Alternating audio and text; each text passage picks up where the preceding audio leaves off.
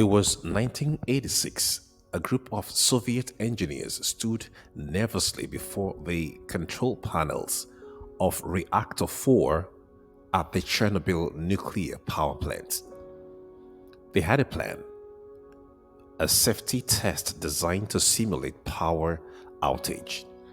But to run this test, they had to override several automated safety systems, the very boundaries installed to prevent disaster. They believed they had it under control. After all, they were the experts, right? But within moments, what was supposed to be a harmless experiment spiraled into the worst nuclear disaster in human history. The explosion unleashed a radioactive cloud across Europe, displacing thousands, claiming lives, and scaring a generation. Question is, why did it happen? Well, because someone decided that rules did not matter anymore, that safety boundaries were negotiable. And that is the human story. From Eden to empires, from divine guidance to political chaos, we keep choosing experience over trust. In today's episode, we return to the garden, revisit the rise of nations, and uncover a divine prophecy that spans history, all pointing to one critical question: are we any better today? Buckle up. This is not just history, it is your story too. Hi, friends. Welcome back. And if you're new here, thanks for joining in. We're glad that you joined us today. It is Q2E5 captioned The Nations Part 2. Let's get to it. Dudley, take it away. Roger that. You're ready? Let's do this. Last week, we watched the earth stir with new life. Nations began to form: Cush, Nimrod, mighty descendants of Noah. But even as mankind multiplied, something far more dangerous was unfolding: a subtle, persistent drift away from God's protective embrace, a quest to fix the brokenness on our own terms, ignoring the one who could truly heal. Now, imagine this. You wake up surrounded by unimaginable beauty. Every turn reveals breathtaking creatures, an endless symphony of life orchestrated to perfection. How would you feel? Amazed? Curious? Eager to understand the mysteries dancing before your eyes? This was Adam and Eve's reality, freshly created, stepping into a masterpiece beyond imagination. And guess who steps in as their personal guide and teacher? Jesus himself, sometimes accompanied by the angels. Can you picture their excitement, their endless questions? Each session with their Creator was a journey into the mysteries of the universe. They were not only children under the fatherly care of God, but students receiving instruction from the all-wise Creator. Patriarchs and Prophets, pages 50-51. Eden wasn't just paradise. It was a classroom. It was home. It was heaven on earth, until a test changed everything. In addition to being taught by God himself, the holy pair had top security clearance, access to any and everything but one. The text reads, "And the Lord God commanded the man, 'You are free to eat from any tree in the garden, but you must not eat from the tree of the knowledge of good and evil, for when you eat from it, you will certainly die.'" Genesis 2:16-17. But why? Why would a loving father hold anything back from his children?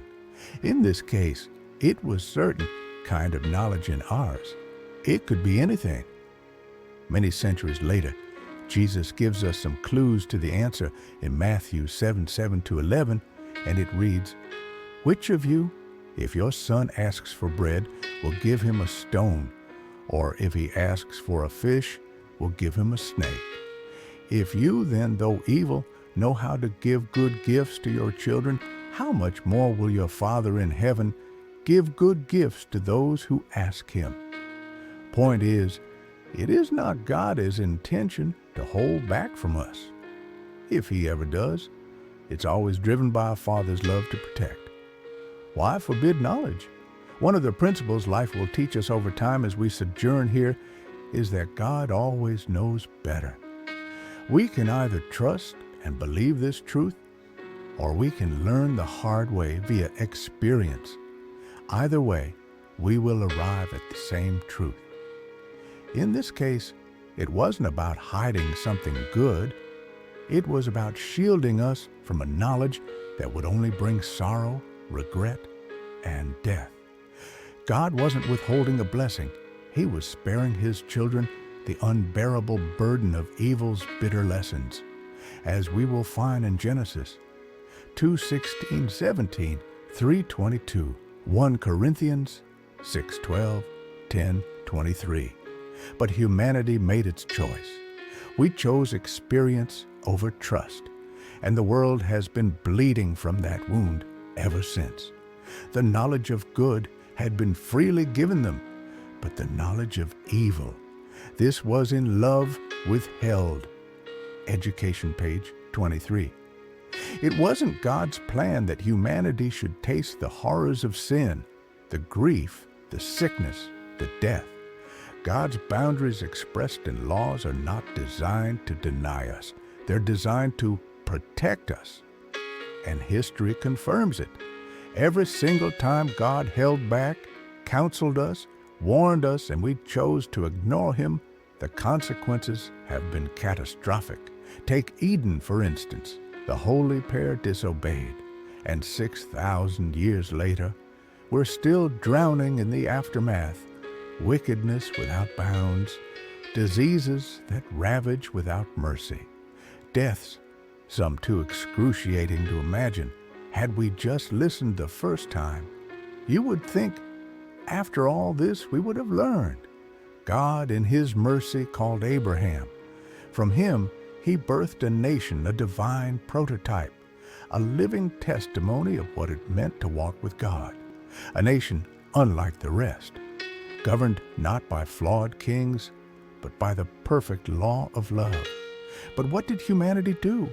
They rejected God again, opting instead for human government, for rulers as broken as the people themselves. Once more, the Creator's counsel was drowned out by the roar of human pride. Unfortunately, that dangerous preference for human governance, for flawed kingdoms built on pride, greed, and violence, didn't end at Eden or with Israel. It would continue until the very end of time. God, in his mercy, unveiled a breathtaking vision in Daniel chapters 2 and 7, a panoramic prophecy tracing every great world empire that would interface with his people, from Babylon's golden crown to Rome's iron fist, until finally Jesus himself returns to reboot history. We didn't have to endure the pain, the suffering, the depression, the gnawing betrayal of broken systems and governments. We chose this path the moment we rejected God's governance. You're probably thinking, they should have listened. They should have spared themselves the drama, and you'd be right. But the harder question is, are we any better today? Hasn't God still lovingly set boundaries, given us laws and principles to guide and protect? And yet, even with centuries of well-documented history crying out as a witness, are we listening any better? There can only be two options.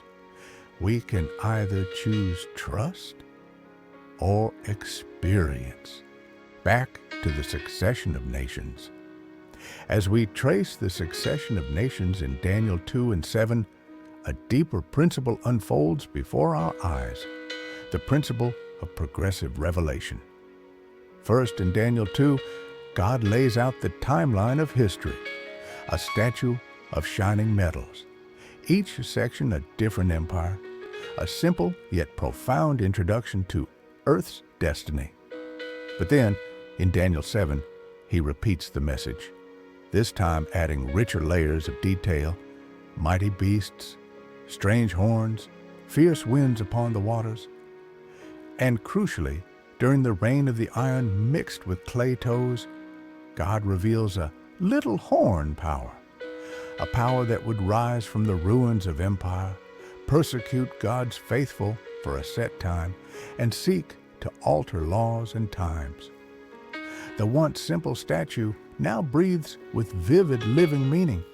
The first 3 verses of Daniel 7 crack open the door to powerful symbols. It reads, "In my vision at night I looked, and there before me were the 4 winds of heaven, churning up the great sea. 4 great beasts, each different from the others, came up out of the sea." Daniel 7, 2-3. Winds, Jeremiah 49:36 reads, "This is what the Lord Almighty says. See, I will break the bow of Elam, the mainstay of their might. 36, I will bring against Elam the 4 winds from the 4 quarters of heaven. I will scatter them to the 4 winds, and there will not be a nation where Elam's exiles do not go," implying chaos, conflict, and strife, the violent stirrings of nations. See, Revelation 17:15 reads, "Then the angel said to me, the waters you saw where the prostitute sits are peoples, multitudes, nations, and languages," implying it represents populated multitudes, vast crowds, and civilizations.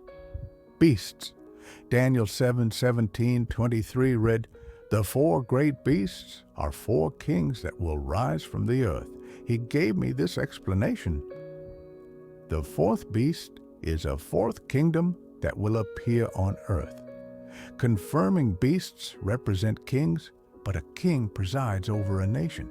So a beast represents a kingdom, a king ruling over a nation, a power striving for dominion. And so a pattern is revealed. Nations in relentless turmoil, continual shifts in power, endless strife, until the final king, the King of Kings, is at last restored to his rightful throne. What a stark contrast to the peace, joy, and security God always intended for his people. If only we had chosen his rule from the very beginning. As we journey back through what we've discovered so far, certain eternal principles of God's governance stand clear, pillars that can anchor us in the storms of life. 1. In his foreknowledge, he defines protective boundaries. In his foreknowledge, God has defined boundaries expressed in his laws and principles. These are not intended to deny us joy, but to shield us from sorrow. What seems like restriction is actually protection. 2. He grants freedom of choice. God does not compel obedience to these boundaries. He lovingly calls, but leaves the decision to us. Choice is sacred, but choices come with consequences. Should we willingly step outside of his boundaries, we expose ourselves to avoidable harm. 3. He reveals the future out of love, not fear. These prophecies of Daniel 2 and 7 confirm God's foreknowledge of the details of the future, and he has lovingly shared this with us, not to scare, but that we are not taken unawares. So we can trust him to the very end. He sees the end from the beginning, and his arms are always open, calling us back into the safety of his loving embrace. Let's get back to the interpretation of some of the symbols we've encountered so far in Daniel 7, 1-3. Thus far, we have established that winds represent chaos, conflict, and strife, the violent stirrings among nations, according to Jeremiah 49:36. Sea symbolizes populated multitudes, vast crowds and civilizations, as seen in Revelation 17:15. Land, by default, would then symbolize a sparsely populated area or region. Beasts represent a king, kingdom, nation, or power striving for dominion, as explained in Daniel 7:17-23. But does this mean that wherever we see winds in the Bible, it must always mean chaos and strife? Or that beasts must always represent nations? Let's consider another example. In Revelation 4:6-8, the Bible describes 4 living creatures before God's throne. The first like a lion, the second like an ox, the third like a man, the fourth like a flying eagle. Each creature is full of eyes and has 6 wings. Some translations even refer to them as beasts. Should we then conclude that these are 4 living nations before God? Not at all. This is where context becomes paramount. Here is an important principle to remember. The application of the interpretation of prophetic symbols depends on the context in which they are used. Context helps us determine whether a passage is literal or symbolic. And when symbolic, how to correctly apply the meaning. Take, for example, Daniel 7:2-3. Let's call this Scenario 1, and it reads, "In my vision at night I looked, and there before me were the 4 winds of heaven churning up the great sea. 4 great beasts, each different from the others, came up out of the sea."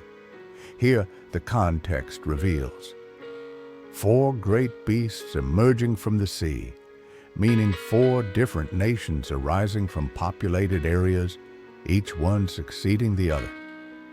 And this happened while the 4 winds of heaven were churning up the sea, suggesting these nations were in a continual state of chaos, conflict, and strife, causing a perpetual shift in power among them. Clearly, this was not a peaceful democratic transfer of power. This interpretation perfectly aligns with Daniel 2's vision of successive kingdoms and the angel's interpretation in Daniel 7:15-16. Let's consider Scenario 2, found in Revelation 12:15-16. It reads, "Then from his mouth the serpent spewed water like a river to overtake the woman and sweep her away with the torrent. But the earth helped the woman by opening its mouth and swallowing the river that the dragon had spewed out of his mouth." Let's break it down. This is clearly not a literal narrative. The imagery is symbolic, and the context provides valuable clues. In this case, the serpent, identified as Satan in Revelation 20:2, is mad at the woman, often representing the people of God. When faithful, but when unfaithful, she is depicted as a harlot, as seen in Revelation 17. The serpent attempts to overwhelm the woman using water like a river, a flood designed to overtake and destroy her. But something unexpected happens. The earth helped the woman. The flood imagery used here echoes prophetic language in the Old Testament, as in Psalm 65:5-8, Isaiah 17:12-13, and Jeremiah 46:7-8. All these texts use floods and waves to symbolize the troubling of multitude of people. Therefore, the river spewed by the serpent like a flood represents Satan using the multitudes and their systems to violently trouble and persecute the people of God. But in verse 16, we see a turning point. The earth helped the woman. Whatever or wherever this earth is, it does 3 things that help us identify it. It receives the woman, offering her shelter and stability. It protects her from the flood, from Satan's persecution. It clearly does not support the persecuting forces. This suggests a region or system in a sparsely populated area not aligned with the dragon, but one that upholds principles of God's governance. The very reason the woman is under attack. See Revelation 14:12 for details. Correlating these prophetic symbols with history, the picture becomes clear. During the Dark Ages, when persecution raged across Europe, populated, faithful believers fled. They sought refuge from oppression, escaping from the tyranny of state-controlled religion. They found it in a sparsely populated land, the New World, what we now call the United States of America. This new nation was founded on radical, heaven-inspired principles: religious freedom, the right to worship according to conscience, separation of church and state, no earthly power dictating religious belief, a land of promise, a refuge, a second chance for liberty. But prophecy warns us, this land would not remain true to its founding spirit. Revelation 13:11 puts it this way: "Then I saw a second beast coming up out of the earth. It had 2 horns like a lamb, but it spoke like a dragon." The United States, once a beacon of hope, will one day abandon its principles, merge church and state, and become the dominant religious persecutor. Another tragic example of what happens when humanity insists on ruling itself, instead of surrendering to the rule of God. Let's put things in perspective. During the Dark Ages, the true Church of God suffered severe persecution. Believers were hunted, tortured, and killed in a variety of cruel ways, forcing many to flee in search of safety. That desperate quest led them to the New World, what we now know as the United States. But for those who stayed behind, the devil used a different tactic. Where violence failed, compromise prevailed. The union of church and state corrupted core principles of faith. To remain politically correct, many gave in to subtle creeping compromises. Yet, a faithful few stood their ground. Their loyalty to God sparked further persecution. This was a turning point. The church was going through a divine transition. Out of that turmoil, the remnant church was born, in the very land where people had fled for religious liberty. The book of Revelation shines a spotlight on this remnant, devoting 4 full chapters to help us identify it. Revelation 3 explores the spiritual condition of the true church. Revelation 10 describes the historic rise of the true church. Revelation 12 reveals the identifying characteristics of the true church. Revelation 14 declares the message and mission of the true church. Today, we'll focus briefly on Revelation 10, which outlines the birth of this end-time movement. Verses 1 through 4 describe a majestic angel descending from heaven, clothed with a cloud, symbolizing God's presence. A rainbow crowns his head, God's justice and mercy. His face shines like the sun, Christ's righteousness, and his feet are like pillars of fire, God's guidance. In his hand is a little scroll, open, likely the book of Daniel, now unsealed after centuries of mystery. See Daniel 12:4. With one foot on the sea and the other on the land, the angel gives a mighty roar like a lion, signaling a message of global significance. Verses 8 to 10 are key. John is told to take and eat the scroll. It would taste sweet in the mouth, but turn bitter in the stomach. Clearly symbolic. Eating the scroll must suggest studying and digesting the content of the scroll. The sweetness seems to suggest the joy and enthusiasm that comes with discovering and understanding the message of the scroll. The bitterness seems to suggest the painful experience and bitterness that comes with the experience. This aligns perfectly with the great disappointment of 1844. A group of sincere Bible students, led by Baptist preacher William Miller, believed Christ would return between 1843 and 1844, based on careful study, especially of the book of Daniel. Their message brought joy and revival. But when Christ did not appear as expected, the joy turned to deep sorrow, a bitter experience. Yet, this event did not mark failure, but fulfillment of prophecy, and the birth of a movement prophesied in Revelation 10. The message sparked a wave of excitement. Thousands joined the movement, hearts on fire with anticipation. But then came the day, and it passed. The great disappointment shattered the hopes of many.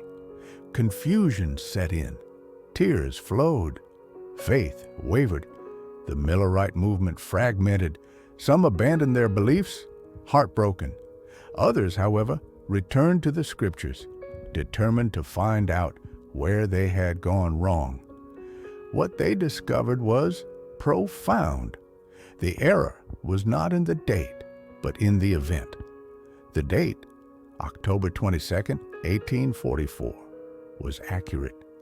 But rather than marking Christ's return to earth, it marked a significant event in the heavenly sanctuary. Christ had entered the most holy place to begin a new phase of his ministry, the work of judgment. See Hebrews 8 through 9. Then comes verse 11 of Revelation 10, right after the scroll turns bitter in John's stomach. You must prophesy again about many peoples, nations, languages, and kings. In other words, don't give up. Don't stay silent. The message must go global. This was not the end. It was just the beginning. And those are our marching orders today. We are called to proclaim this truth to every corner of the world, to every nation, tribe, tongue, and people. For Jesus said, "This gospel of the kingdom shall be preached in all the world as a witness to all nations, and then the end will come." Matthew 24:14. And that's it for this week, folks. Next week, we dive into a brand new topic, understanding sacrifice. You don't want to miss it. Until then, let's keep living out our marching orders. Share the gospel wherever, whenever, and however we can. I remain your Sabbath school doodle, doodling out. Let's keep making it make sense. Thanks for joining today's study, friends. If this blessed you, don't forget to like, comment, and share it with someone who needs a word today. And hey, if you haven't yet given your life to Christ, you still can. But don't wait. I'll see you next week. God willing, stay faithful, stay ready, love.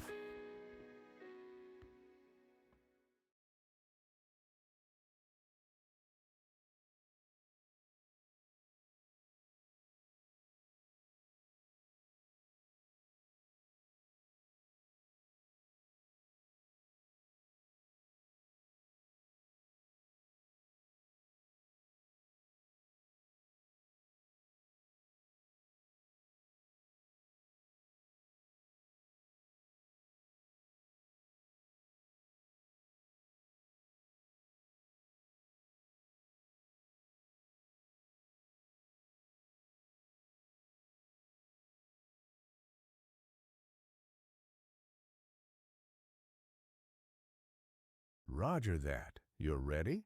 Let's do this.